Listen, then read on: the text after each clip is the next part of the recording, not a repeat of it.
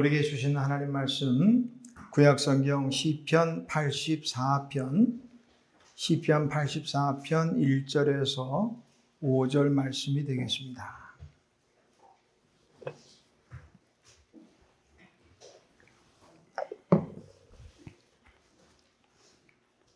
구약성경 제가 지적으로 864페이지에 있습니다. 시편 84편 1절에서 5절 말씀까지 오늘 우리에게 주시는 하나님의 기록된 계시의 말씀을 제가 봉독합니다. 하나님 말씀을 경청하시기 바랍니다. 만군의 여호와여, 주의 장막이 어찌 그리 사랑스러운지요. 내 영혼이 여호와의 궁정을 사모하여 쇠약함이여. 내 마음과 육체가 살아계시는 하나님께 부르짖나이다. 나의 왕 나의 하나님 만군의 여호와여, 주의 제단에서 참새도 제집을 얻고 제비도 새끼들 보금자리를 얻었나이다. 주의 집에 사는 자들은 복이 있나니 그들이 항상 주를 찬송하리이다. 주께 힘을 얻고 그 마음에 시온의 대로가 있는 자는 복이 있나이다. 아멘. 자리에 앉으시기 바랍니다. 기도하겠습니다. 하나님 아버지 은혜를 감사합니다. 우리 추석 명절의 중간에 하나님의 거룩하고 복된 날을 맞아 주의 전에 나와 예배하며 이 시간 하나님의 귀한 말씀 앞에 머리 숙였습니다. 하나님이여 말씀하옵소서. 오늘 주시는 이 귀한 본문의 말씀 그리고 행복한 사람이란 제목 속에 이 말씀처럼 행복한 삶을 살아갈 수 있도록 은혜를 베풀어 주옵소서. 예수님의 이름으로 기도하옵나이다. 아멘. 오늘 시편 84편에 보면은 이 복에 대한 구절들이 많이 나와요. 우리 4절 보니까 주의 집에 사는 자들은 복이 있나니, 또 5절에도 끝에 보니까 복이 있나이다. 6절 뒤에도 보니까 이른비가 복을 채워주나이다. 12절에도 보니까 만군의 여호와여 주께 의지하는 자는 복이 있나이다. 우리 개역개정 성경은 다 복이라고 번역했는데요. 쉬운 성경에는 전부 이걸 행복이라고 이렇게 번역했습니다. 오늘 말씀의 제목도 행복한 사람 이렇게 했어요. 우리 앞에 계신 분들 인사할까요? 축복합니다. 축복합니다. 행복하세요. 예, 행복하세요. 카피라이터 정철 씨가 인생의 목적어라는 책을 썼는데요. 대략 한 2,800명 정도의 사람들에게 자기가 정말 인생의 목적어가 될 만한 단어를 3개씩 쓰라 해서 거기에 겹쳐진 단어들까지 포함하니까 약 3,600개 정도 인생의 목적어가 나왔어요. 그 중에 한 50개 정도를 추려서 인생의 목적어라는 책에다가 실었어요. 그 가운데 6번째 자리를 차지한 단어가 행복이라는 단어였습니다. 2,000명, 거의 3,000명 되는 사람들이 뽑은 주제 가운데 6번째가 행복하다. 행복하기를 원한다 이 말이죠. 그러면서 그 책에서 정철 씨가 자신의 그 행복에 대한 경험 하나를 실었어요. 이런 이야기입니다. 자기가 그 아이를 처음 낳았을 때 첫 아이가 딸이었는데 둘째는 모르겠어요. 처음에 이제 낳았는데 딸이었는데 아들이었던 딸. 자, 처음에 아이를 낳았어요. 신생아실 유리병 너머에 이제 아이들이 보니까 5이 이렇게 누워 있더라는 거예요. 다 금방 나서 얼마 안 되니까 다 고만고만하게 빨갛게 그냥 꼬물탕꼬물탕 다 똑같은데 이렇게 가 보니까 간호사가 아이 하나를 이렇게 포대기에 해가지고 가까이 이렇게 비춰주면서 축하합니다. 아드님입니다. 그랬다는 거예요. 아들이라고? 야, 아들이고 딸이고 떠나가지고 내가 이제 아버지가 됐구나. 그런 마음에 딱 보면서 야, 저게 내 아들이구나. 이렇게 얼굴을 뜯어봐도 빨갛지 그렇게 별로 잘 모르겠더라는 거예요. 잘 모르겠더래. 자, 그 아이를 낳았다는 소식을 이제 저 멀리 여수에 있는 아버님에게도 전화해서 아버지, 당신 아들이 아들을 낳았어요. 애를 낳았다고 하니까 뭐 아들이냐? 그러더래요. 대부분의 어른들은 아들이냐? 아, 그럼요. 아들이지요. 아주 자신 있게 또 아들이라. 그리고 이제 또 딸이 출산했다고 하니까 장인 장모님도 가까이 계셨으니까 한 걸음에 달려와가지고 보면서 야, 정서방 딱 닮았네. 아주 쏙 빼닮았구만. 뭐 그러면서 서로 이게 축하도 하고. 나와가지고는 이제 본인은 첫 아이가 뭐 아들이든 딸이든 상관없었는데 또 아들이라고 하니까 은근히 좋아하는 분들이 또 있어. 어른들 대부분은 또 아들을 좋아하는 거예요. 우리 딸들 미안해요. 딸들 기분 나쁘러 가는 말은 아닌데. 자, 그래가지고 이제 여기저기 전화하면서 아이 낳았다고 하니까 뭐냐고 다들 뭐냐고 먼저 물어보죠. 아들이라고 하니까 야, 축하한다. 그럼 이게 인사를 다 받고 좋은 행복한 하루를 이제 보냈는데 다음날 아침에 장모님한테 전화가 온 거예요. 정서봐, 빨리 병원으로 와봐라. 근데 목소리가 근심이 있어요. 이거 무슨 일인가? 이 산모나 혹은 아이에게 무슨 문제가 생겼는가? 해가지고 그냥 확 병원에 달려갔더니 장모님이 그러더란 거예요. 자네 아이 고추 확인했나? 그랬더니 분명히 아들 낳았다고 했는데 보니까 아침에 이제 아이를 데려와서 기저귀를 가려고 보니까 있어야 될 게 없더라는 거예요, 이제. 그러니까 확인했느냐? 그렇게 물어본 거예요. 그게 무슨 말인가 어리둥절한데 보니까 어제까지만 해도 아들이었는데 이 딸이란 말이에요, 딸. 자, 간호사가 아마 실수했던 것 같아요. 정철 씨는 거기서 그래도 그 간호사가 뭐 어저께 정말 좋은 일이 있어가지고 뭐 그런 부분에서 실수를 한 거 아닐까 뭐 그런 얘기도 적었는데 아이는 분명히 자기 아이인데 아들이 오늘은 딸이 됐더라. 간호사는 얼굴이 벌써 사색이 됐어요. 이게 자기가 실수해서 그렇게 되놓으니까 큰일 났다 싶은 거죠. 뭐 오늘날 같으면 또 갑질하는 부모들이 있었으면 또 어떻게 됐을까 몰라. 근데 정철 씨가 그랬다는 거예요. 아이를 또 가고서 척 한마디로 우리 딸 맞네요 뭐. 우리 딸 맞네요 뭐 그랬다는 거예요. 그러니까 다 끝나버렸어요.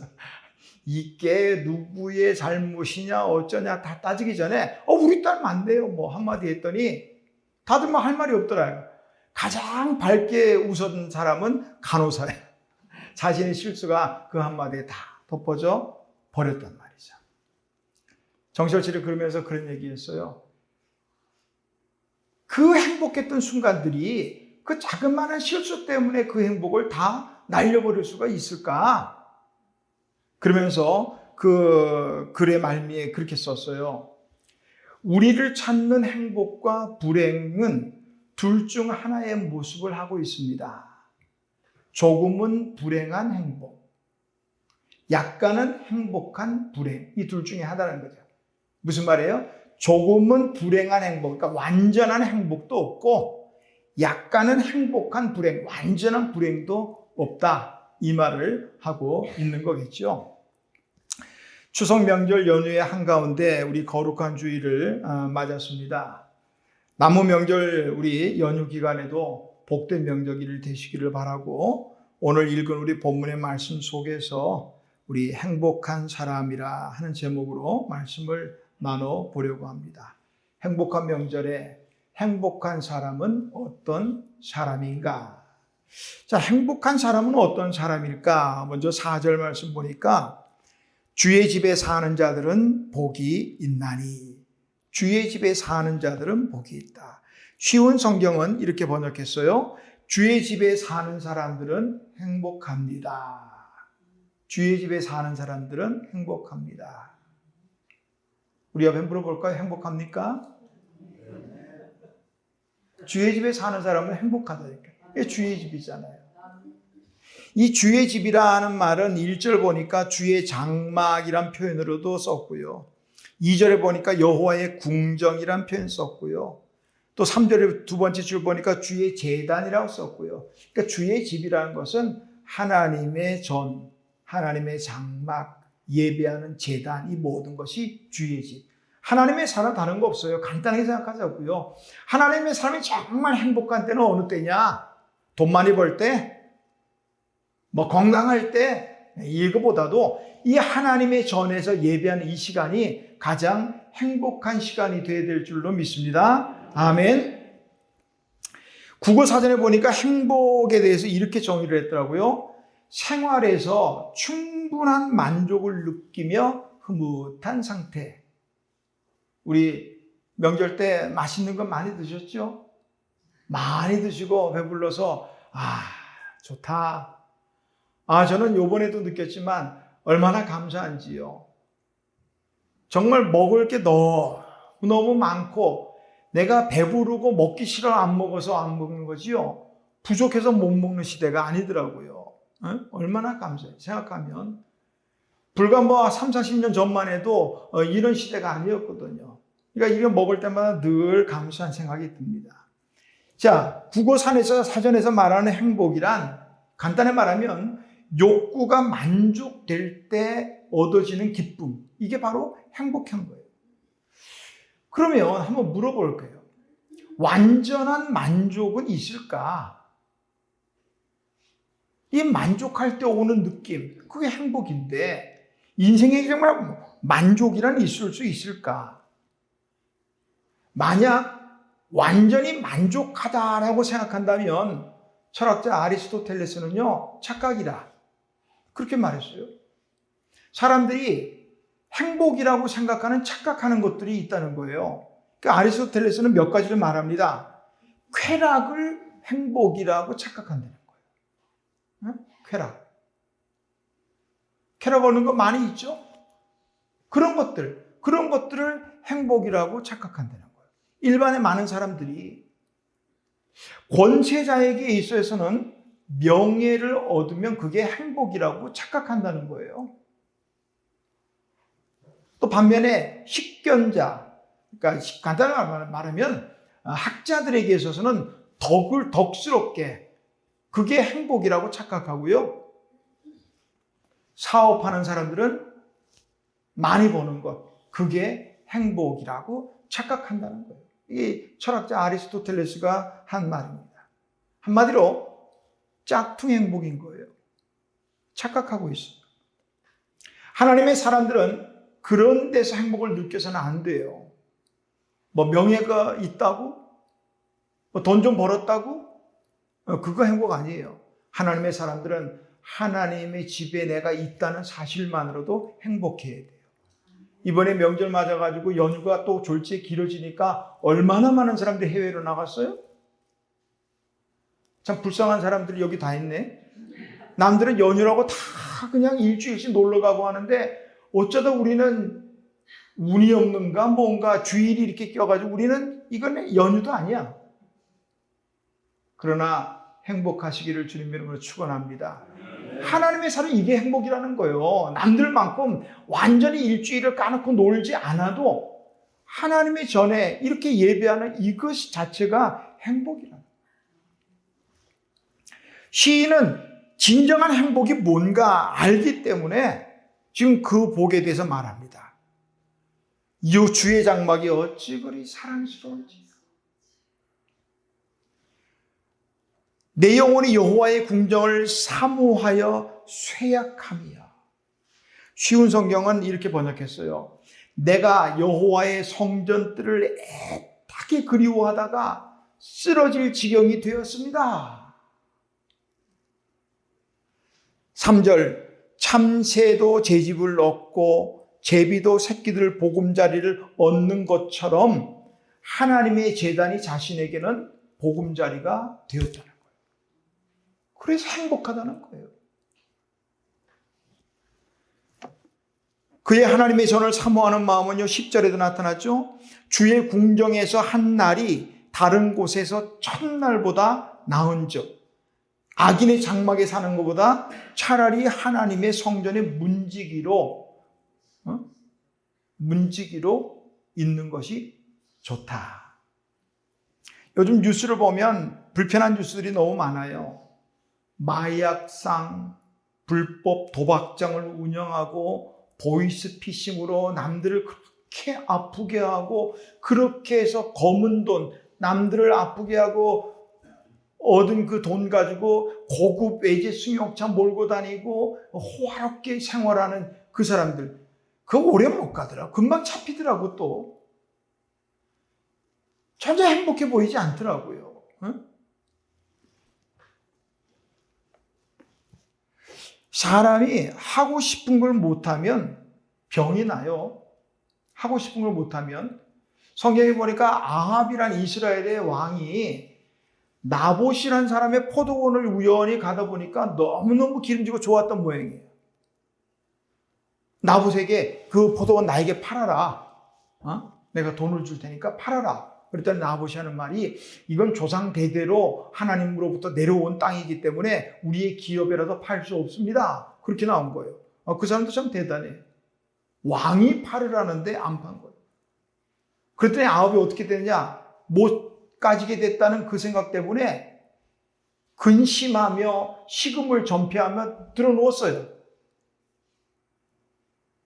그랬더니 아내 이세벨이 악한 꾀로 나봇을 죽이고 그 땅을 아합에게 줬죠. 사람이 하고 싶은 거 못하면 병 난다니까요.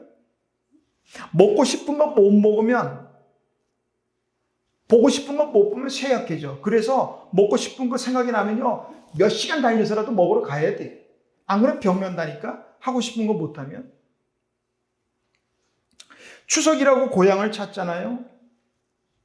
해마다 우리는 여기 있으니까 이렇게 뉴스에 나오는 것처럼 남의 일 같아 보니까. 요번에도 보니까 서울에서 부산까지는 거의 10시간씩 막 걸리더라고요. 시간대마다 이제 틀리지만 해마다 똑같이 반복되는 거예요. 그래서 똑같이 그렇게 고생의 길을 가요, 사람들이. 그러니까 고향에 있는 부모님들은 자식 생각에 걱정이 되니까, 야야, 차 막힌다더라, 오지 마라 올해는. 그 말 듣고 안 가면 큰일 나요. 오지 마라 그러고도 애들 오면 먹을 거 음식 바리 준비하고 또 갈 때 들려 보낼 거 바리바리 싸놓고 다 한다고요. 그거 안 가면요, 병 나요. 기다리는 부모들 마음에 병이 난다 이 말이에요. 오지 말라. 그 말 들으면 안 돼. 오늘 시편 84편은요, 고라 자손의 시라고 되어 있는데 학자들에 따라서는 다윗의 시라고 말하기도 합니다. 그리고 70인역 성경은, 오늘 우리 개역개정은 고라 자손의 시라고 되어 있지만 다윗의 시, 그렇게 기록하고 있습니다. 자, 다윗은, 그렇다고 다윗이라면 또 고라라 그래도 괜찮고요. 하나님의 전을 사모하는 그 마음 때문에 병이 났단 말이죠. 하나님의 전을 가고 싶은데 갈 수 없으니.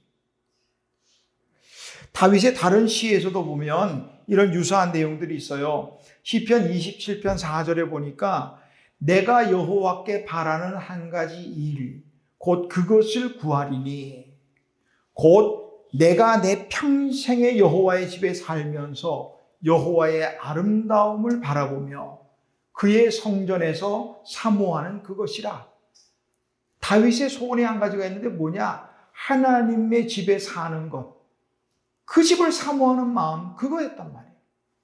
시편 27편의 배경은 다윗이 아들 압살롬의 반역을 피해서 도망가는 중에 쓴 시라고 되어 있습니다. 그렇다면 다윗이 하나님께 소원을 아뢰야 한다면 뭐였을까요? 차마 아들까지는 아니라도 그 반역을 일으킨 아들 편에 선 그 무리들, 저놈들, 벼락이라도 이렇게 할 법도 한데, 그거 아니에요. 하나님의 집에 거하는 것, 그것이 오직 다윗의 소원이었다는 거예요. 내가 여호와께 바라는 것이 있다면 하나님의 집에 살면서 하나님의 아름다움을 바라보고 사모하는 그것, 그랬으면 좋겠어요. 저도 한번 이 말씀 준비하면서 생각해 봤어요. 우리 김하중과의 성도들 그랬으면 좋겠어요. 하나님의 전을 너무 사모하다가 병이 났으면 좋겠어요. 그래서 신방 한번 했으면 좋겠어요. 왜 아파요? 하나님의 집에 너무 가고 싶어서 병이 났어요. 아멘.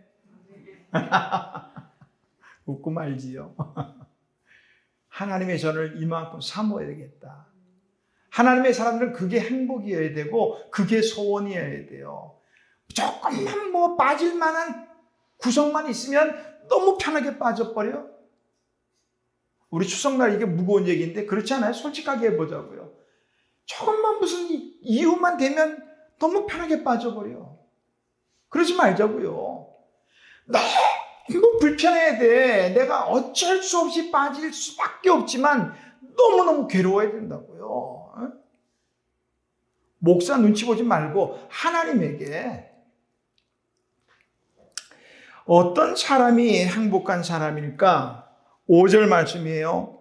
주께 힘을 얻고 그 마음에 시온의 대로가 있는 자는 복이 있나이다. 마음에 시온의 대로가 있는 사람.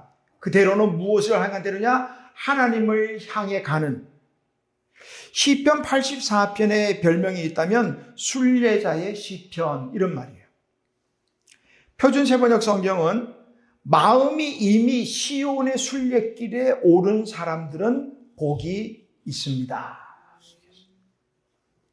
절기를 맞아 하나님이 계시는 하나님의 성전이 있는 예루살렘 그 시온 산을 향해 올라가는 순례자들이 올라가면서 부른 노래가 84편이라는 거예요. 어떤 사람이 행복한 사람이냐?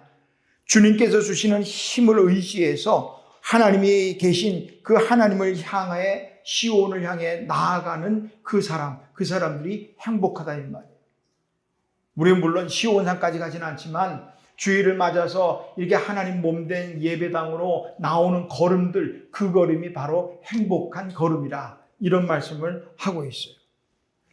근데 이 순례자의 길이요 평탄하진 않아요. 우리는 곳곳에마다 이제 예배당이 있어. 지금은 예배당 시대잖아요. 뭐 가까이에서 예배를 하고 그렇지만 이스라엘 백성들은 절기 때 되면은 1년에 3번의 절기 때면 어떻게 하든 남자들은요, 유대인의 남자들은 이것도 남성 위주로 돼 있어서 남자이지만 사실은 모든 유대인들은요 예루살렘으로 올라가야 돼요.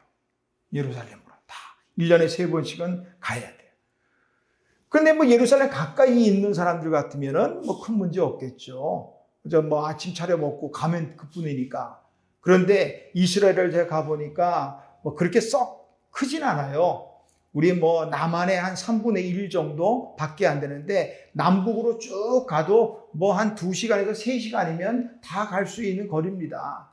그렇지만 걸어서 간다면 예전에 이 당시에 걸어서 간다면 그 길은 또 결코 쉽지 않은 거리예요. 지금도 이스라엘의 성지순례사에 가보면 그 사람들이 사는 부분에는 스프링클러 같은 거 돼가지고 뭐 적과 꿀이 흐르는 땅처럼 보이지만 그렇지 않은 지역은 전부 광야예요, 광야. 풀 한 포기도 없는 데도 많이 있다고요. 그런 길들을 그냥 며칠 가야 되는 거예요. 그러니까 그 길이 얼마나 힘들면 6절 말씀에 그러잖아요. 그들이 눈물 골짜기로 지나갈 때에 그 순례의 길, 시온산 하나님의 있는 그곳으로 가는 그 길은 눈물 골짜기, 히브리어로 바카, 밑에 나왔죠? 1번하고 나왔는데 바카 골짜기, 히브리어로 에멧 바카 이렇게 말합니다. 눈물 골짜기를 걸어가야 된다는 거예요. 그러니까 하나님 앞에 가는 길들이 참 쉽지 않아요. 그러니까 그 길을 내 힘으로 가려면 힘들고요. 하나님이 주시는 힘. 5절 보니까 주께 힘을 얻고 하나님이 주시는 힘을 의지해서 가야 되더라 이 말이에요. 자, 시온의 대로라 하는 원문, 히브리어 원문은 메실리 이렇게 하는 말인데요. 이 말의 뜻은 쌓아 올린다 이런 뜻이에요. 자연적으로 난 길들은 울퉁불퉁하겠죠. 그런데 이제 그 길을 좀 더 편한 길로 만들려면 저 낮은 곳은 다 흙을 엎어서 쌓아 올리는, 오늘 편하면, 오늘 말로 표현하면 그저 도로예요, 도로. 그래서 영어 성경 보면 2가지로 번역들을 해놨어요. 어떤 성경들은 Pilgrim's Way, 순례자의 길 이런 뜻이고요. 또 하나는 Highway 이렇게 표현했어요. 고속도로란 말이에요. 하나님으로 가는 그 마음의 시온의 대로 고속도로가 있어야 된다는 거예요. 이번에 고속도로는 연휴 기간에 다 무료더라고요. 이 고속도로 타신 분들이 있지만 자주간 이 명절 연휴 기간에는 고속도로가 거의 주차장으로 변할 때도 있지만 그런 일반적인 경우를 볼 때는 고속도로처럼 빠르고 또 편한 길은 없어요. 그냥 달리면 되니까 얼마나 좋아요. 오늘 하나님의 사람들이 하나님을 향해 가는 그 길이 고속도로란 말이에요. 이게 그냥 그 중간에 나머지 방해받는 것들이 없어요. 고속도로 웬만하면 구불거리기로도 다 편하거든요. 하나님을 향하여 가는 그 마음의 도로가 고속도로처럼 나 있는 사람, 그런 사람은 행복한 사람이다. 비록 그 길이 눈물 골짜기 같은 그런 경우가 있다 할지라도 하나님이 주시는 그 힘을 의지해서 가면 되더라. 그 7절에서도 말하죠. 그들은 힘을 얻고 더 얻어. 하나님이 주는 힘을 또 얻어가지고 가면 되더라. 이 말씀이에요.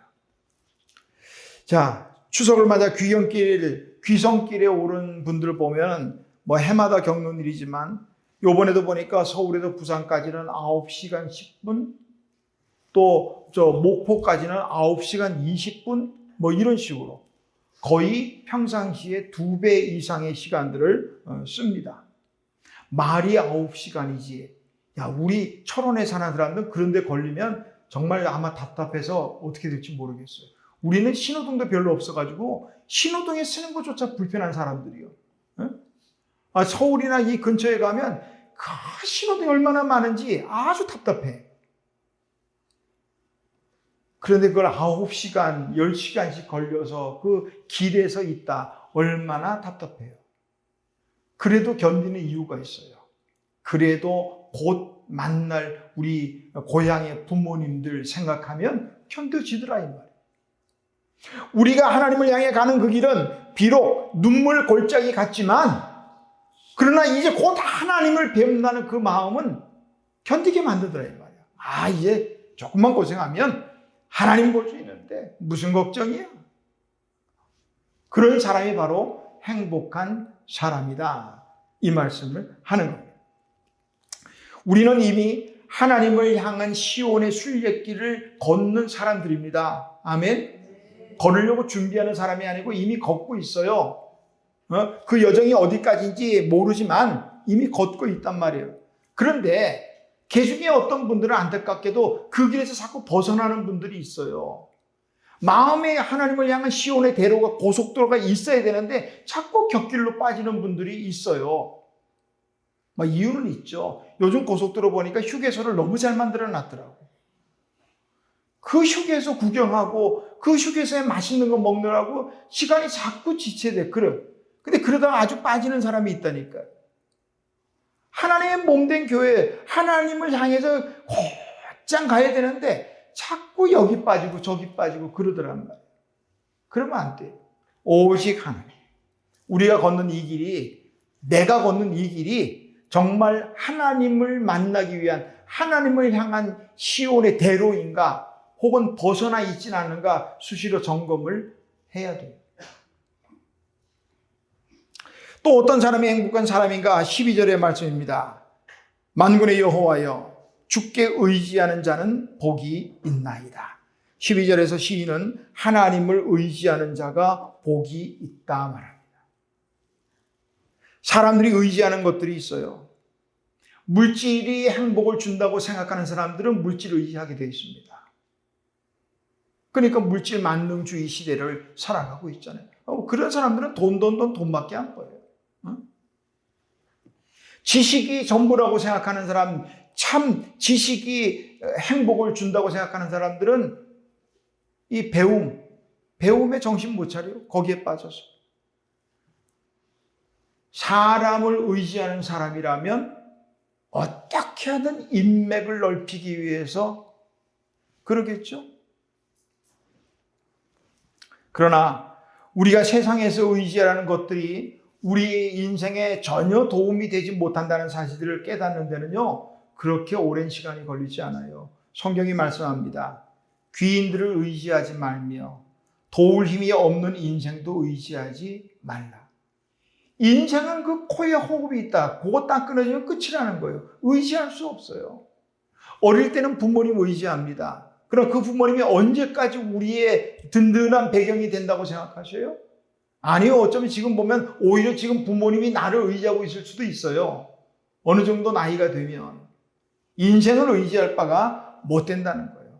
야곱의 하나님을 자기의 도움으로 삼으며 하나님께 소망을 두는 자는 복이 있나이다. 하나님을 의지해야 되는 거예요. 하나님을. 남유다와 북이스라엘에 대략 한 40명 정도의 왕이 있는데요. 북이스라엘의 왕들의 특징은 대부분이 악한 왕들이에요. 그런 남유다의 왕들도 아주 악한 왕도 있지만 대부분은 또 선한 왕들이 있는데 선한 왕들 중에 최선으로 분류되는 왕 중에 하나가 히스기야 왕입니다. 남유다의 히스기야 왕은요, 정말 대단히 훌륭한 왕이었는데요. 그가 어떻게 해서 이렇게 훌륭한 왕이 될 수 있었을까? 열왕기하 18장 3절에서 6절에서 찾을 수 있어요. 히스기야가 그의 조상 다윗의 모든 행위와 같이 여호와께서 보시기에 정직하게 행하여 그가 여러 산당들을 제거하며 주상을 깨뜨리며 아세라 목상을 찍으며 모세가 만들었던 놋뱀 이스라엘 자손이 이때까지 향하여 분향함으로 그것을 부수고 느흐수단이라 일컬었더라. 히스기야가 이스라엘 하나님 여호와를 의지하였는데 그의 전후 유다 여러 왕 중에 그러한 자가 없었으니 왕이 된 히스기야가 제일 먼저 한 일이 뭐냐? 우상 제거하는 거예요.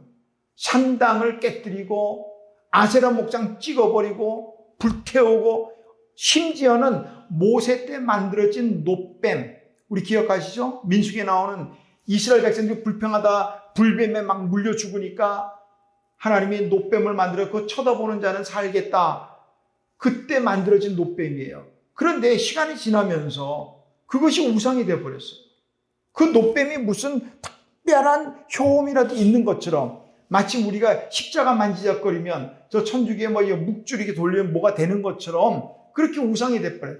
그것마저도 깨뜨려버렸다. 왜 우상 만들어요? 그거 의지하는 거예요. 다 깨뜨리고 불태우고 찍어버렸다는 건 무슨 말이에요? 이제 우리가 의지할 분은 하나님밖에 없다는 걸 말하는 거예요. 히스기야가 훌륭한 게 바로 그 부분이에요. 제일 먼저 모든 하나님 외에 의지할 부분들은 다 깨뜨려버렸다는 거예요. 그리고 다윗의 길, 말씀드렸죠? 훌륭한 왕이냐 악한 왕이냐 구분 짓는 것은 다윗입니다. 다윗의 길로 걸으면 선한 왕이고 여로보암의 길을 걸으면 악한 왕이라 성경은 그렇게 말해요. 또 하나 히스기야가 훌륭한 왕으로 분류된 건 뭐냐? 그가 하나님 여호와를 의지하였는데 어느 정도로? 그의 전후 유다 여러 왕 중에 그러한 자가니까 히스기야 전에도 후에도 히스기야만큼 하나님을 의지한 사람이 없었다는 거예요. 그게 히스기야를 훌륭한 왕으로 만들었다는 거예요. 열왕기상 17장 6절에 보니까 그가 여호와께 연합하여 그에게서 떠나지 아니하고 여호와께서 모세에게 명령하신 계명을 지켰더라. 히스기야가 하나님과 연합했다는 거예요. 연합했다 하는 말은 뭐라냐? 세번역 성경 보니까 매달렸다 이렇게. 하나님 앞에 인정받는 믿음의 사람들이 되기를 원하면, 행복한 삶을 살기를 원한다면 하나님께 매달리세요. 매달리면 돼요. 히스기야 죽는다 그랬잖아요. 하나님께 눈물로 매달렸더니 15년 연장받잖아요. 앞으로 내 남은 삶이 15년이 안 되겠다. 매달리세요. 예레미야 17장 17절에서도 말합니다. 여호와를 의지하며 여호와를 의뢰하는 그 사람은 복을 받을 것이라. 간단하게 보자고요. 성경 때로는 너무 복잡하게 할 필요 없어요. 성경 어디에도 하나님을 의지하지 않고 사람 의지하거나 세상 의지하거나 물질 의지 그렇게 해서 복받았다는 이야기는 저는 본 적이 없어요. 그러나 하나님을 의지했더니 복받은 얘기들은 얼마나 많은지 몰라요. 하나님을 의지하면 복받아요. 예레미야 선지는 17장 8절에서 하나님을 의지하는 사람은 어떤 복을 받는가 이렇게 말합니다. 그는 물가에 심어진 나무가 그 뿌리를 강변에 뻗치고 더위가 올지라도 두려워하지 아니하며 그 잎이 청청하며 가무는 해에도 걱정이 없고. 아멘 좀 해봐요 한번. 이럴 때 내가 꼭 부흥사 노릇 해야 이렇게 아멘이 나오나. 이런 말이 반복될까 좋은 말이 나오면 빨리빨리 아멘들을 해야지. 다시 한번. 그는 물가에 심어진 나무가 그 뿌리를 강변에 뻗치고 더위가 올지라도 두려워하지 아니하며 그 잎이 청청하며 가무는 해에도 걱정이 없고 결실이 그치지 아니함 같으니라. 아멘. 어떤 사람이요? 하나님을 의지하는 사람. 그런 사람이 행복한 사람이에요. 조금만 비만 안 오면 어떡하면 죽을 쌍난. 그게 무슨 행복해요. 시편 37편 5절에서도 다윗은 말합니다. 내 길을 여호와께 맡기라. 그를 의지하면 그가 이루시고. 하나님이 이루시는 거예요. 지금 어떤 마음의 소원이 있어요? 하나님을 의지하시면 돼요. 그러면 그분이 이루신다는 거예요. 이게 다윗의 믿음이에요? 우리의 믿음으로 바꾸시길 바랍니다. 하나님을 정말 나는 의지하는가? 우리는 입으로는 지금 막 아멘 하면 막 무수히했지만 정말 내가 하나님을 의지하는가? 그 확인하는 방법 간단해요. 오늘 시인의 말처럼 세상에서 첫날보다 하나님 전에 문지기로 하루를 사는 게 낫다고 되면 그건 하나님 정말 의지하는 거예요. 행복한 사람의 조건이 있다면 몇 가지 있죠. 4절 보니까 이제 다 말씀했지만 주의 집에 사는 자들이 행복하고, 5절에 보니까 하나님을 향해 갈 때 그 마음에 시온의 대로가 있으면 복이 있고, 12절에 주를 의지하는 자는 복이 있고, 이 세 구절에서 공통적으로 발견할 수 있는 단어가 있다면 뭘까? 주의 집에 사는 자들은 주께 힘을 얻고 주께 의지하는, 눈치챘죠? 하나님이에요. 복을 주시는 분이 하나님이란 말이에요. 하나님이 복 주셔야 복 받습니다. 하나님이 복 주셔야. 신명기 28장 12절에서 13절 보니까 그렇게 돼 있어요. 여호와께서 너를 위하여 아름다운 하늘의 보호를 여시사 보물 창고를 열어야 된다는 거예요.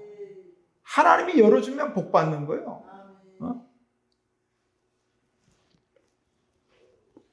건강검진을 하면 먼저 건강검진표를 작성하더라고요. 뭐 어디 어떻게 되냐. 제일 불편한 게 하루에 이제 일주일에 운동 몇 번 하느냐. 제가 운동을 잘 안 하니까 제일 불편하더라고요. 어쨌든 어떤 암이나 이런 거 있었으면 가족 중에 암이 걸린 사람 또 암으로 돌아가신 사람 이거 하지요? 네? 다 하더라고요. 검진을 안 해보셨나 봐? 나만 했나? 검진표 하면 그러더라고요. 암 걸리신 분, 또 뭐 당뇨가 있는 분, 가족 중에 누가 있느냐 이런 걸 다 체크를 하더라고요.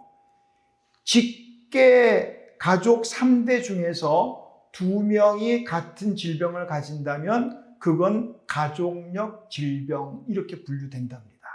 가족. 그러니까 우리 가운데 직계 할아버지 또 뭐 아버지 나 자식 또 할아버지 아버지 나 이런 3대 중에 2사람이 같은 질병을 가지고 있다면 가족력이에요. 그거 조심하셔야 돼요. 그 부분은 조심하셔야 돼요. 어떤 질병은 유전이 되기도 합니다. 오늘 말씀의 제목을 따라서 행복도 유전이 될까? 스스로 한번 생각해요. 행복도 유전이 될까? 제가 말하면 뭐 목사님이 전문가도 아닌데 뭐 그럴 수 있으니까 위키 백과사전에 있는 내용을 제가 지금 그대로 읽어드릴게요. 이게 백과사전에 나와 있는 내용입니다. 행복 연구의 권위자들은 행복함은 대개 유전으로 결정되어 있다고 본다. 고개 끄덕이신 분들은 맞은 거예요, 지금. 즉, 누군가가 행복한지 불행한지를 결정하는 주요 변수는 유전이다. 지난 30여 년간 행복에 관한 연구들을 메타 분석한 연구에 따르면 돈, 건강, 종교, 학력, 지능, 성별, 나이 등 환경적 변수들은 모두 합쳐도 개인 간의 행복의 차이는 15%밖에 설명하지 못하며 반면 유전이나 성격은 전체의 50%를 차지한다. 즉 개인 간 행복의 차이의 반은 유전이다. 아멘 하고 싶은 생각이 들어요. 사전이 한 말인데 행복도 유전이 된다는 거예요. 학자들의 연구에 따르면 행복의 DNA가 있나 봐요. 우리 가정에는 행복의 DNA가 있습니까? 하나님의 일을 사모하십시오. 오늘부터 행복의 DNA가 작동하게 될 겁니다. 주께 힘을 얻고 하나님을 의지하면 행복의 DNA가 만들어집니다. 지금까지 없었던 집이라도 괜찮아요. 전 늘 말씀의 마무리는 늘 지금을 중심으로 시작하니까. 오늘부터, 나로부터 행복의 DNA는 시작됩니다. 남은 연휴 기간 또 한 주간의 삶, 행복한 한 주간 되시기를 주님의 이름으로 축원합니다. 하나님 아버지 은혜를 감사합니다. 많은 사람들이 행복을 추구하지만 진정한 행복이 어디에 있는지 착각하고 있습니다. 하나님, 오늘 시인을 통해서 하나님의 사람들의 진정한 행복이 어떤 것인지, 어떤 사람이 행복한 사람인지 다시 한번 말씀하고 있습니다. 하나님, 하나님을 의지하게 하옵소서. 하나님의 집을 사모하게 하옵소서. 그래서 행복한 사람, 하나님, 우리 가정에도 행복의 DNA가 오늘부터 시작되게 하옵소서. 예수님의 이름으로 기도하옵나이다. 아멘.